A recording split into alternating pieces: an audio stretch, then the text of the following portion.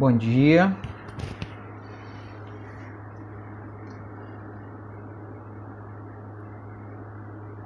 Bom dia. Paz do nosso Senhor Jesus Cristo. Seja bem-vinda, seja bem-vindo para mais um momento de reflexão, de oração, de comunhão. Hoje é uma semana interessante, né? Semana que a gente comemora o dia que Jesus morreu, mas quando também ressuscitou. Durante toda essa semana, a gente costuma, os cristãos costumam relembrar os últimos passos de Jesus, rumo à cruz e à glória da ressurreição. Então, ontem se convencionou a chamar o Domingo de Ramos, a entrada do nosso Senhor Jesus na cidade, sendo aclamado pelo povo. Uma imagem assim muito bonita, E hoje é o dia seguinte, a segunda-feira, nossa segunda-feira. E eu separei aqui uma passagem de Mateus para a gente ler. Quando Jesus sai de Betânia, que é onde ele passava as suas noites, e vai para Jerusalém, uma caminhada ali até Jerusalém para passar o dia. E nesse dia, deixa eu afastar um pouco, estou muito em cima aqui. E nesse dia, o que acontece com Jesus passa por uma figueira, e o texto diz que Jesus amaldiçoa a figueira seca, e ele vai para o templo. O templo era o lugar de se prestar culto ao Deus, ao Deus de Israel, o Deus Javé.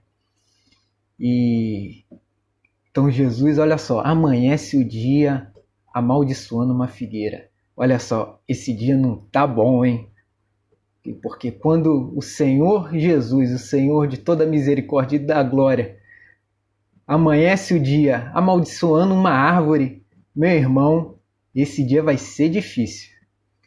E olha só o que acontece no desenrolar desse dia. Bom dia, bem-vindo quem está aqui chegando, nossa irmã querida aqui, Lucinha, Luísa, mamãe do ano. Deus abençoe, que você tenha paciência e graça para cuidar desse filhinho aí abençoado. E vamos para o texto. Mateus 21, tá bom? Mateus 21. Jesus chega ao templo. Tendo Jesus entrado no templo, expulsou todos os que ali vendiam e compravam. Também derrubou mesas, as mesas que se faziam as trocas, as mesas dos cambistas, as cadeiras dos que vendiam pombas. E olha só, quem estava no templo? Essa é uma pergunta. Quem estava no templo? Quem estava nessa congregação? Quais eram as motivações de quem estava no templo? Jesus falava que estavam ali aqueles que vendiam e compravam. Então, olha só, meu irmão, minha irmã, nem sempre na congregação temos as mesmas motivações para cultuar, para congregar, para se estar no templo prestando culto. E isso é muito interessante. Jesus sabe exatamente o que nós fazemos no templo, no lugar de culto, no lugar do ajuntamento, da congregação. E diz o texto que Jesus expulsou aqueles que vendiam e os que compravam coisas no templo. Por que isso? Porque havia-se uma prática naquele momento de comprar o culto. Comprar o culto. Comprar a bênção de Deus. Antes, você deveria cultivar, cevar o seu novilho ali, trabalhar naquilo que você iria sacrificar a Deus como culto, como gratidão, como pedido de remissão de pecados. Isso era o que estava estabelecido, mas foi se perdendo essa prática e essa motivação no coração. E aí não se preparava mais o culto para Deus. O que se fazia? Chegava no templo, eu tenho dinheiro, está comprado o culto, está comprado a bênção diante de Deus. E Jesus enxergou isso, que o coração deles estava ali para prestar um rito, mas o coração estava longe disso. O coração estava longe de Deus. Eles haviam se tornado muito pragmáticos no culto. E aí o texto diz que Jesus os expulsa. Expulsa. Não, mas expulsa assim com firmeza, com coragem. Porque chega um dia, como diz o nosso recente ex-ministro, chega o dia D e a hora H. Chega o dia D e a hora H que Jesus fala o seguinte, seguindo o texto: a minha casa será chamada casa de oração. Vós, porém, as transformais em covil de salteadores. Chega o dia que Jesus tem que chamar as coisas pelo nome do que elas são, do que elas representam. E Jesus enxergou que ali não se prestava culto, mas se fazia um grande negócio no templo. Então chega um dia que para Jesus ele chama as coisas pelo nome, as coisas pelo que elas de fato são, e não pelo que elas aparentemente representam. Que aparentemente, para quem chegava ali, desapercebido, um visitante que chegava no templo e via as pessoas oferecendo culto, poderia falar assim: nossa, mas que devoção, mas que povo devoto, mas que gente comprometida. Mas Jesus olhou aquilo e falou: a motivação deles não é essa. A motivação deles está no negócio. A motivação deles também está em não prestar culto, em comprar a bênção. E Jesus os expulsa. E é tido esse momento, os narradores chamam de purificação do templo. Chega um dia que Jesus purifica o templo. E eles falam o seguinte: aqui não é para aquilo que vocês desejam. Esse lugar de culto é para oração. E o que é oração? É falar com Deus. É comunhão. Jesus estava querendo purificar e chamar o povo para a comunhão. Aqui, a minha casa será chamada casa de oração.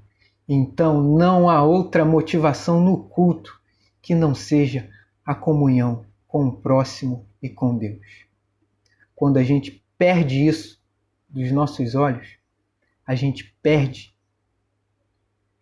aquilo de mais precioso que Deus queria que a gente tivesse no meio da congregação: a comunhão com o próximo e a comunhão com Deus. E continua o texto: viram ele no templo, cegos e coxos, e ele os curou. Então, tem também um outro grupo de gente no templo para prestar culto e cultuar a Deus. E quem são esses? Os cegos e coxos.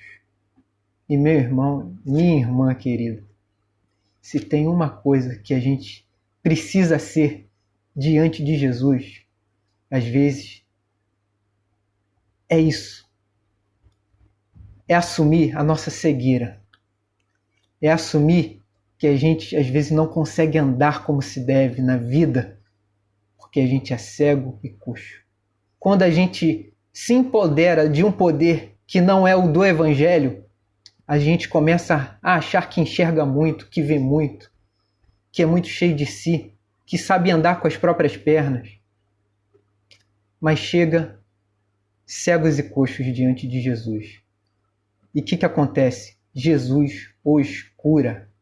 E por que os cura? Porque eles reconheciam quem eles eram diante de Deus. Eles reconheceram a sua própria incapacidade. Eles reconheceram que eles eram incapazes e que necessitavam do toque daquele que tudo pode. Então também tem outro grupo no templo, que é aqueles que se reconhecem. Aqueles que dizem: Senhor, se não for o Senhor Jesus, eu não consigo ver, eu não consigo andar. E Jesus se compadece deles e os cura. Então, minha irmã, meu irmão, se reconheça. Não se ache além do que você não é. Não se ache além daquilo que você é. Assuma quem você é diante de Deus. Não seja aquilo que você quer mostrar, mas confesse a Ele qual é a sua incapacidade e a sua falta.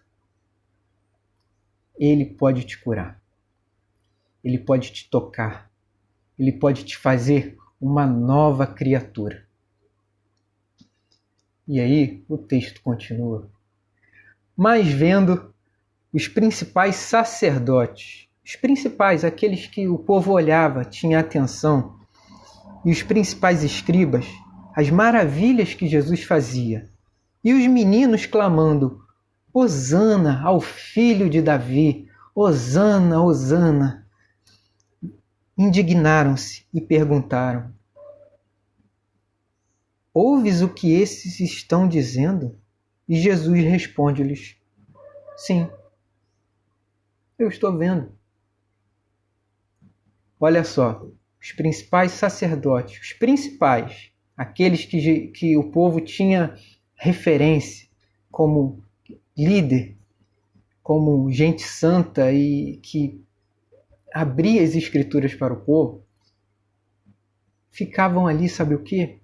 Medindo o que os pequeninos falavam. Será que o que esses meninos estão falando é teologicamente certo?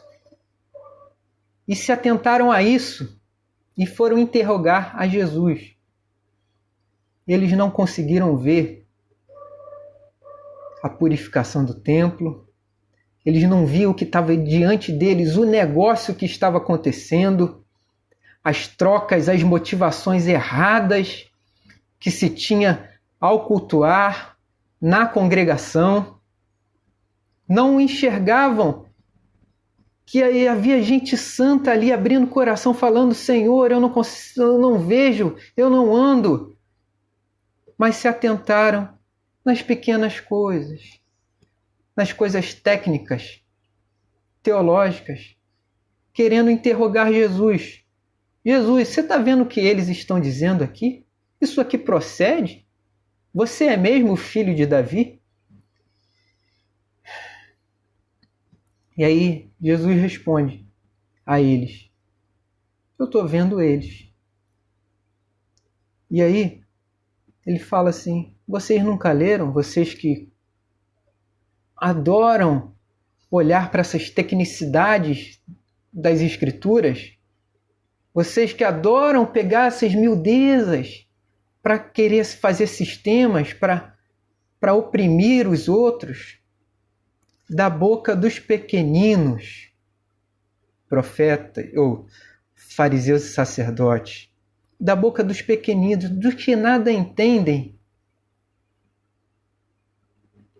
tiraste o perfeito louvor. E o Salmo 8 fala assim: suscitaste força. Na boca desses que nada entendem, que não estudaram, que não se debruçaram a vida deles sobre as Escrituras, eles estão aqui prestando culto, eles estão aqui louvando, eles estão aqui declarando perfeito louvor. E vocês aí, presos às técnicas da leitura e das interpretações. e deixando-os, e que é o mais triste, que Jesus fala isso e deixa-os, volta para a cidade de Betânia, onde pernoitou. Então, há também, entre aqueles que cultuavam, entre a congregação, os que dominavam a leitura e as interpretações das Escrituras. E muito sutilmente não conseguiam enxergar que aquela casa era uma casa de oração, que não conseguiam enxergar que ali, no meio da congregação, estava gente que não tinha o coração para o culto. Não se enxergava os pequeninos, gente simples e santa, que está entre nós, estava na congregação, que só estava ali para reconhecer: Senhor, graças a Deus, porque cegos estão vendo, coxos estão andando, e hosana ao filho de Davi. Glórias a Deus, gente que só estava ali para adorar, e eles estavam querendo repreender o Senhor Jesus. Pegar nas miudezas e nas técnicas aquele que tudo podia. Então, nesse dia difícil, que Jesus amanhece amaldiçoando uma árvore figueira, acontece isso no templo. É o dia D e a hora H, quando Jesus tem que falar coisas dificílimas, ter atitudes que aparentemente destoavam do ministério dele. Derrubar mesa, cadeira, confrontar aqueles que detinham o poder das interpretações e das leituras. Nesse dia foi um dia difícil. Olha só, esse dia foi louco, mas era um dia que fazia parte do ministério de Jesus. Jesus não poderia ir para a cruz sem passar por esse dia. Você entende o ministério de Jesus? Você entende o que ele propõe? Você entende que há sutilezas, muitas vezes, em nosso coração, quando estamos no templo, na congregação? Discirna no seu coração qual é a sua motivação em cultuar. Qual é a sua motivação em se estar no templo diante de Jesus? Quem é você diante de Jesus no templo? Quem é você, minha irmã, meu irmão? Você está em qual grupo aqui? Do que adora, do que se reconhece, do que está ali para comprar uma bênção? Às vezes é pagar o dízimo para ficar livre de qualquer outra relação com outras pessoas, com sacerdote. Quem é você no templo? Ou você está ali como um pequenino, só para ver o que Jesus vai fazer? Só para reconhecer a bênção e a graça de Deus? Só para cultuar e falar assim: Senhor, Senhor, como o Senhor é maravilhoso. Hosana ao teu nome. Hosana a ti, Senhor. Quem é você na congregação? Carla, que colocou aqui, amém. Quem é você, minha irmã Sandra? Quem é você, Glória? Quem é você, Daniele? Quem é você, Rosane? Quem é você, Lucinha? Quem é você, Pastor Felipe? Quem é você, Luísa? Lucinha? Quem é você, Luiz, na congregação? Quem é você no templo? Quem somos nós? E aí, nesse dia difícil, nesse dia que foi louco no ministério de Jesus, quero te convidar a orar. Porque às vezes Jesus fala coisas difíceis, mas que são coisas necessárias para que a gente olhe para a gente, olhe para a vida, olhe para a igreja, olhe para o mundo e discirna a verdade que está diante de nós. Vamos orar. Senhor Jesus, graças te damos, Senhor, porque o Senhor é aquele que está no templo e sabe exatamente a motivação de cada um que está ali. O Senhor sabe quem nós somos. Nos ajuda, Deus, a ser como pequeninos que dão do louvor aquilo que tem mais precioso. A única coisa que tem às vezes é só cultuar, é só adorar, é só reconhecer.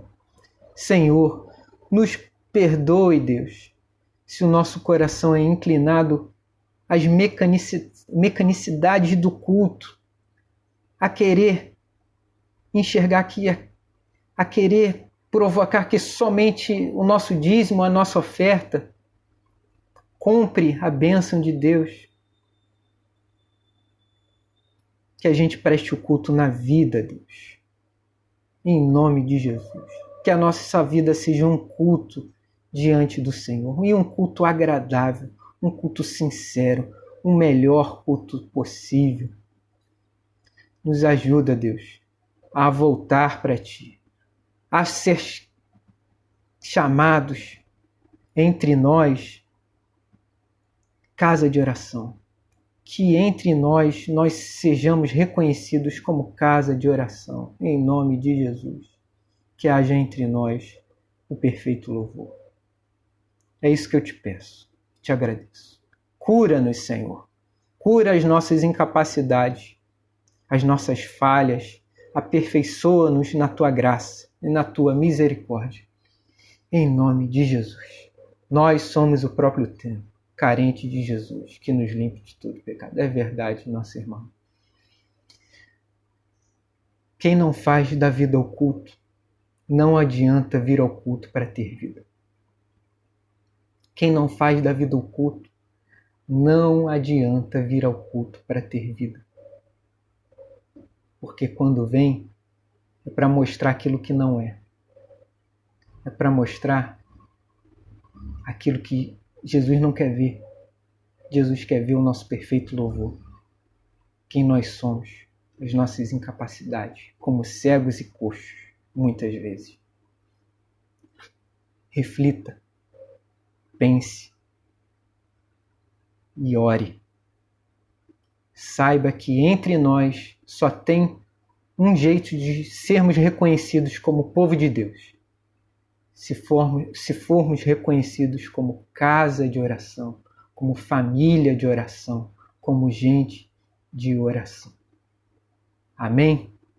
Deus abençoe.